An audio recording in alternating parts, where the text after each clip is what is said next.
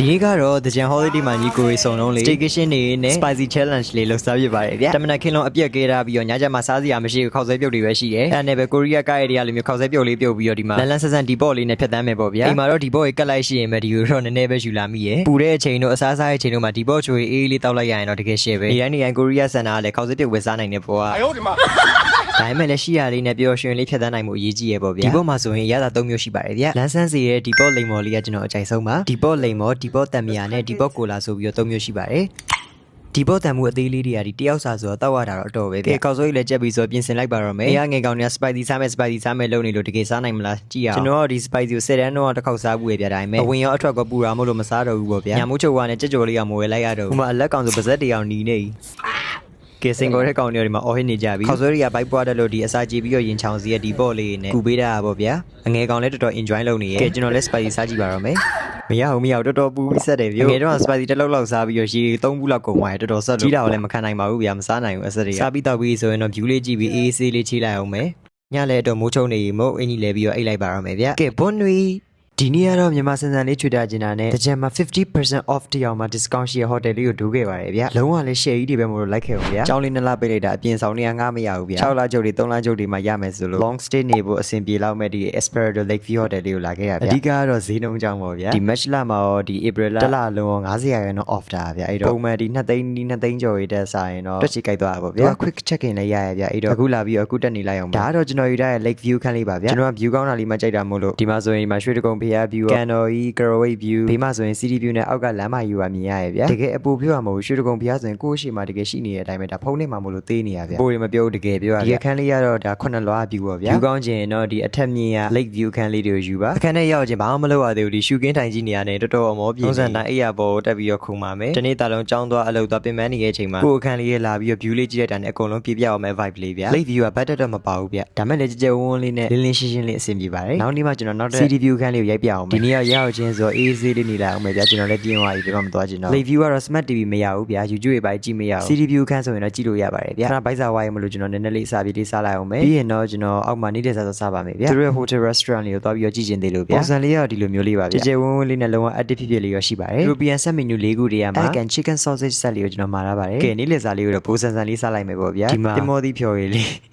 အရင်နေကျမကြီးနဲ့ညီညွတ်နေရကျွန်တော်ထိတော့မစားတတ်ပေမဲ့ကိုအောင်စားလိုက်ပါမယ်နောက်ပြီးဒီ hotel မှာရှိတဲ့ restaurant တွေအားလုံးကဒီ rooftop bar လွယ်ပြီးတော့ကျန်တာတွေအားလုံးဟာလာဖြစ်တယ်လို့ပြောပါတယ်စားပြီးတောက်ပြီးတော့ရေမိုးချိုးပြီးနားရတာဒီမှာ sunset လေးအောင်ရောက်သွားပြီအရင်ကဆိုရင်ဒီကန်တော်ကြီးနေဝင်ကြတော်တော်လာလို့သွားကြည့်ရအခုတော့ဒီမှာအပေါ်စီးကနေကြည့်ရနောက်ခံသချင်းအေးလေးနဲ့လွမ်းမော့ဝယ်လေးပေါ့ဗျာကဲည9နာရီလည်းထိုးပြီဆိုတော့ rooftop bar မှာညတော့စားပါမယ်ဗျာဝင်ချင်းမှာလုံးဝရွှေတကုံဖျားကိုထင်းကနေမြင်တွေ့နေရတော်တော်သက်ပဲဖို့ကောင်းတယ်ဗျာဒါပေမဲ့နောက်ပြီးအရှိမဖျားကိုထားပြီးတော့ဒီမှာတောက်တော့မှကျွန်တော်သိနေရယ်ဟိုတယ်မတဲပဲနဲ့ဒီ rooftop bar မှာပဲလာပြီးတော့ easy လေးစားတော့ပြီးတော့ခြေလို့ရပါတယ်ပုံတွေတော့အများကြီးရိုက်ခဲ့တယ်ကျွန်တော် Facebook မှာပဲတင်တော့မယ်ညစာတော့ကြက်တောက်ဆန်းရယ်ကင်းမွန်ချင်းဆက်တုပ်ရယ်ငါးသက်မြားပေါင်းရင်ကြိတ်ပါမယ် sorry ဗျာကျွန်တော်အလှမစားတတ်တော့ထမင်းနှစ်ပကံလောက်ဆွဲပြီးတော့အဝပဲစားလိုက်ပါတော့မယ်ကင်းမွန်ချင်းဆက်တုပ်တွေကတော်တော်ထိထိမိမိလေးဗျာစားလို့ကောင်းတယ်နိုင်မကြိုက်ဘူးမေမေဆွဲတိုင်းကျွန်တော်ကငါးနဲ့ပတ်သက်ရင်တော့မကြိုက်ပါဘူးဘာမှဘာလို့မကြိုက်တာလဲဆိုတော့အယိုးစုလို့ကဲထမင်းပူလေးနဲ့ဆွဲကြပါအောင်ဗျာထုံးစံနိုင်မကြွေးဘူးကဲစားပြီးတော့ပြီဆိုရင်တော့ဒီညရဲ့အစီအစဉ်လေးပေါ့ဗျာဒီမှာကောက်တေးနဲ့မောက်တေးကိုမြန်မာစံလေးတောက်ပါမယ် cocktail mocktail ကျွန်တော်ကလေးပဲရှိသေးတော့ဒီအချိုရည်လေးဖြစ်တဲ့ mocktail လေးကိုပဲတောက်လိုက်ပါမယ်လို့ဘသူပြောလဲလူတော်ပါလာပြီးအချိုရည်တောက်ပြန်တာတော့ဟုတ်မနေဘူးကဲတောက်ရင်းနဲ့ချေဖို့အတွက်သချင်းလေးဖွင့်လိုက်ပါပြီစပ်ပွင့်ငိုတော့မှမလို့ကျွန်တော်ပဲပိတ်ပြီးအိတ်လိုက်ပါတော့မယ်ကဲမနေ့ပြန်တွေ့ပါမယ်ဗျာဒီနေ့ကတော့အိန္ဒိယဆန်ဆန်လေးမနက်စာလေးစားရင်လည်းနေ့ကကျွန်တော်ပြောပြထားတဲ့ city view ခန်းလေးကိုလိုက်ပြမယ်ဗျာကဲလိုက်ခဲ့ကြဗျာ morning guys မနက်စာအစုံစားခြင်းလို့6နာရီလောက်ထားဖို့လုပ်ထားရင်8နာရီမှနိုးပါတယ်ဟိုလည်းတက်မသွားသေးဘူးရေတောက်ပြီးတော့ view လေးကြည့်တဲ့ထုံးစံတိုင်းမနက်ကငှက်တန်လေးကတော်တော်သားရတယ်ဗျာပြီးရင်တော့မျက်နှာလေးသွားတိုက်ပြင်ဆင်ပါမယ်ဗျာဒီနေ့ကတော့အဝါရောင်လေးဝတ်မယ်ပေါ့ဗျာအဝါရောင်ကတော့အရန်လင်းနေတယ်လို့ခံစားရတယ်ဗျာကဲဒါဆိုရင်တော့အောက်ထပ်မှာမနက်စာစားပါမယ်မနက်စာကတော့ buffet ကျွေးရပါဗျာမြဲ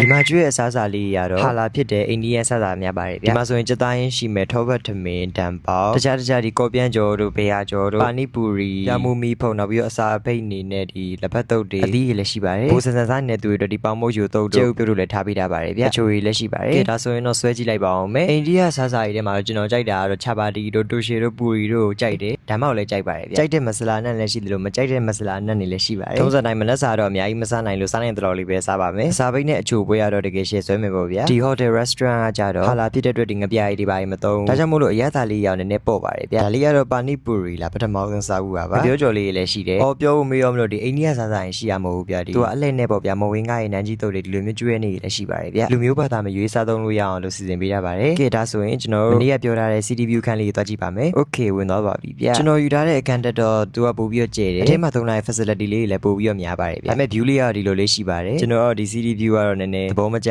နဲ့ပဲကျွန်တော် late view ယူလိုက်တာဖြစ်ပါတယ်ဒီမှာဆိုရင် Smart TV လည်းရအောင် YouTube နဲ့ Netflix တွေလည်းကြည့်လို့ရပါတယ်ဗျာကျွန်တော်နေ့ရဲ့အခန်းမှာတော့မရပါဘူးသူ့မှာတော့ဒီ million နဲ့ man လေးတွေလည်းထားပေးထားတယ်ဒါလေးကတော့တော်တော်စိတ်ဝင်စားစရာကောင်းတယ်ဗျာဒီ TikTok ဆော့မဲ့သူတွေဆိုရင်အကြိုက်ပဲနေမှာမီလေးက2မျိုးလောက်ပြောင်းလို့ရတယ်ဒီမှာ lighting dot ကတော့ share ပဲဗျာ interior decoration ပိုင်းလည်းတော်တော်လေးမိုက်ပါတယ်ဗျာ ionic board လေးပါထားပေးထားတယ်ဒီမှာမီကန်တစ်တာတို့ဟူးရေချိုးကန်လည်းပို့ပြီးတော့မိုက်သွားရဲ့ဗျာဒီမှာဆိုရင်ဘတ်တက်လည်းပါမယ်အဲ့တော့ရေစိမ်ပြီးတော့ချေးချင်တဲ့သူတွေတော့ကွက်တီပဲပေါ့ဗျာအခန်းပြောင်းရင်တော့ကောင်းမလားစဉ်းစားနေရတယ်ဒါကတော့ shower room လေးပါထုံစံတိုင်းပဲအခုလာ90% promotion ရှိအောင်မြန်လာပြီးတော့ booking ယူလိုက်တော့ဗျာ10ရက်နဲ့အထက် long stay နေမဲ့သူတွေအတွက်လည်းအကျိုးခံစားခွင့်တွေများအောင်ပါဗျာကဲဒါဆိုနောက်တစ် blog မှာတွေ့ပါမယ်ဗျာဒီနေ့ကတော့ကိုရီးယားစံစံလေးပြင်သစ်စာလုံရင်းနဲ့မြန်မာလူလေးဖြတ်တန်းဖြစ်ပါတယ်ဗျာMorning guys ကိုရီးယားစံလေးနိုးထလာပါပြီအဲ့တော့ဝေစားကိုလည်းကိုရီးယားစံလေးပဲလေးလိုက်တော့မယ် hatch လာ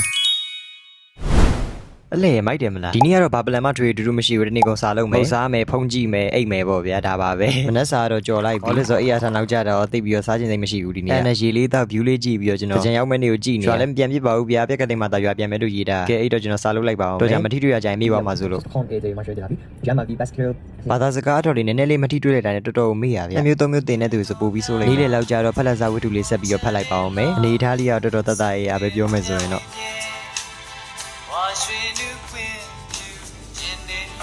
နေ့လေကြာရောစိတ်လည်းနဲ့ဆန်းဆန်းလေးဖြစ်သွားအောင်လို့ရေလေးချိုးပြီးတော့စားလေးဆက်လုပ်မယ်ပေါ့ဗျာခေါင်းလေးပါရှော့လိုက်တော့တော်တော်လေးကိုစိတ်လေးကြည်လင်သွားနေ့လေစာကိုတော့ကျွန်တော်ဒီမှာ lottery ကနေပြီးတော့ကြက်ကြော်လေးနဲ့ဟမ်ဘာဂါလေးနဲ့မစားခဲ့ပါတယ်အမှန်တကယ်အငယ်တော့တကြံရောက်ပြီဆိုရင်အခုလိုချိန်လေးတွေကဘယ်လိုပြောရမလဲအရင်အတွင်းထဲကနေပြီးတော့လိုက်ပြီးတော့ပျော်ပြီးတော့ဗျာသိရမလားရက်ွက်ထဲမှာဆိုရင်လေစီစီကားကားနဲ့မန်တက်တွေထိုးကြတကြံတချင်းတွေကိုပေါက်တွေအကျဲကြီးဖွင့်ကြနဲ့ပြောစရာကောင်းနေခဲ့ရဗျာကျွန်တော်အဲ့လိုမျိုးငယ်ဘဝတကြံလေးတွေကိုတော့တတိယတာဒီလိုမျိုးလေးအရွယ်ရောက်လာတဲ့အခါမှာတော့မပြောဘူးလားဆိုတော့မဟုတ်ပါဘူးပြောပါတယ်ဒါပေမဲ့ငယ်တုန်းကတော့ပြောစရာကောင်းမနေတော့ဘူးပေါ့ဗျာပြောမယ်ဆိုရင်ပုံမှန်အခုချိန်မျိုးဆိုရင်ရွာမှာမီချောရီတချင်းကတော်တော်ကျဲနေလောက်ပြန်ချင်ပေမဲ့လည်းပြန်မှုအစင်မပြေရဲ့ဘွာလေးပေါ့ဗျာကေတကြံမှာဘာပလန်နေရှိလဲကျွန်တော်ပြောခဲ့အောင်ဟိုစားပြီးဆိုစားလေးဆက်လုပ်လိုက်ပါအောင်မယ်လုံရင်းနဲ့ညဘက်တောင်ရောက်သွားရဲ့ဗျာဘယ်လောက်တောင်ကြိုးစားလိုက်လဲဆို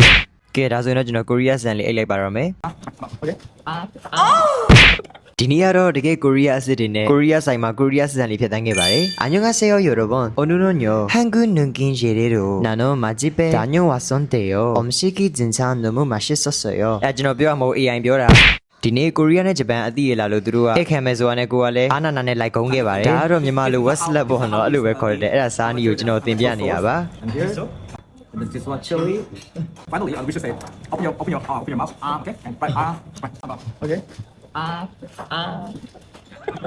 Mr. Jin ကတော့ဒီ language school founder တယောက်ဖြစ်ပေမဲ့တော်တော်လေးကိုလည်းဖော်ရရဗျကျွန်တော်ခင်ဗျာဆိုတစ်နှစ်နီးပါးလောက်ရှိရောမယ်သူကတော့ကိုရီးယားလူမျိုးပဲမဲ့ဂျပန် language school founder ပေါ့ဗျာဒီဘက်ကတော့ဂျပန်မှာအခုကတော့ကိုရီးယားဆက်စားလေးတို့ enjoy လုပ်နေကြရပဲဖြစ်ပါတယ်အရင်ကခွန့်ကျွင်းနေလို့စားရသေးကပလုတ်ပလောင်းပဲဒါကတော့ကြက်ဥရဲ့တိုဘူးရဲ့ကိုဟင်းညွတ်ချက်တာပေါ့ဗျာပုံမှန်မြေဘရက်ကကိုရီးယားစားစားရင်မကြိုက်ဘူးဗျာဒါပေမဲ့ဒီမှာစားပြီးတော့တော်တော် observe ဖြစ်သွားတယ်တော်တော်စားလို့ကောင်းတယ်အားပြောရင်ဆိုရင်ထက်ခွန်မရဘူးသူစား kimchi တွေတခွားသီးတုပ်တွေလည်းတော်တော်လေးကိုစားလို့ကောင်းတယ်ရဲ့ပါဗျာမောင်ဘရက်တော့ကိုရီးယားစားရေးဆွဲလန်းမိသွားပြီပေါ့ဗျာဆိုင်လေးကကြတော့ဒီရွှေတောင်ကြားလမ်းနဲ့ရာဒီ Sora Bo ဆိုတဲ့ဆိုင်လေးပဲဖြစ်ပါတယ်ပေးရည်စည်းနဲ့တန်တဲ့ quality မျိုးပြင်ရပါတယ်ဗျာဒါတော့စိတ်ချပါ Read in your language. Reading. Konnichiwa. Konnichiwa. Konnichiwa. ပြီးရင်တော့ကျွန်တော်အချိုတဲဖို့ဆိုပြီးတော့ TikTok မှာလည်း viral ဖြစ်နေတဲ့ Kuri ဆိုတဲ့ Kuri ဘယ်လိုပြောရမလဲအိတ်ဆိုင်လေးကိုသွားခဲ့ပါလေသူဆန်မာချာတော်တော်ကောင်းတဲ့နာမည်ကြီးရဲ့ဗျကျွန်တော်တို့သွားတော့ဆိုလူတွေကိုကြိတ်တူပဲနိုင်ဝက်လောက်တောင်စောင့်နေရတယ်စောင့်ရနဲ့တန်အောင်လို့ပြန်ရလာရဲ့မာချာလေးရတယ်တော်တော်လေးတောက်လို့ကောင်းပါတယ်မာချာကြတဲ့သူတွေ must try မှာကျွန်တော်ကဘာလို့မာချာကြိုက်တာလဲဆိုတော့မာချာတောက်ပြီးရင်စီးရွှင်အဲ့ဒါတော့တကယ်ပဲလားမသိဘူးကျွန်တော်ပဲဖြစ်နေရလားတော့မသိဘူးကဲပြီးရင်တော့ဒီနေ့လေးကတော့ကိုရီးယားစစံလေးရောဂျပန်စစံလေးရောပေါ့ဗျာပြီးသွားပါတယ်စားကောင်းတယ်